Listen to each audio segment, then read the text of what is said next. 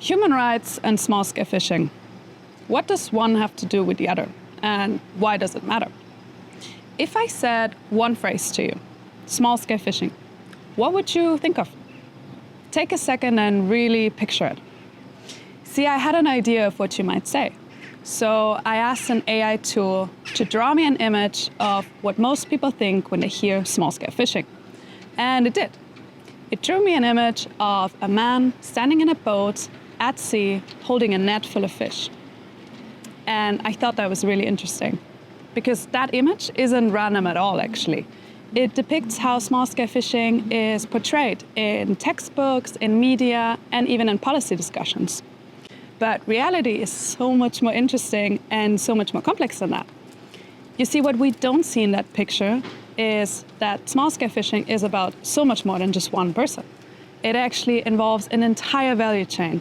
It means making nets, preparing baits, the bookkeeping for the business, procuring a vessel, fuel, the processing and the selling of the fish.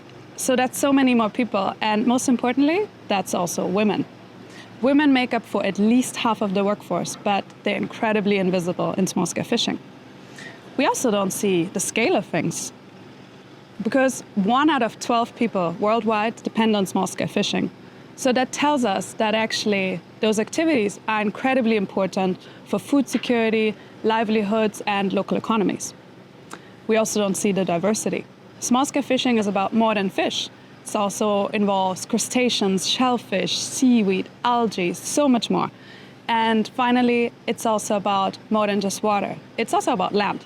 Small-scale fishing communities need beaches, landing sites, spaces for processing, and spaces for living. So my point here is that small-scale fishing is an incredibly complex system of resources and people. And that looks different wherever you look. But in almost every context, small-scale fishing communities provide for the health and well-being of many. So small-scale fishing communities matter. They are also so much more than just economic actors. They are actually also rights holders. That means that they have legitimate claims to livelihoods, to protection, to resources, and participation, all grounded in human rights. And states have a duty to respect, protect, and fulfill those rights. In reality, however, this is completely different. You see, when small-scale fishing communities lose access to resources, it's not just about those marine, coastal, or aquatic ecosystems that they're losing access to. It's also about livelihoods, security, and sometimes even lives. Because everywhere, small-scale fishing communities are being pushed off the land and waters they have depended on for generations. The decisions about their lives and their resources are made completely without them. And those who speak up face criminalization, harassment, violence. And when crises hit, they're left completely without protection.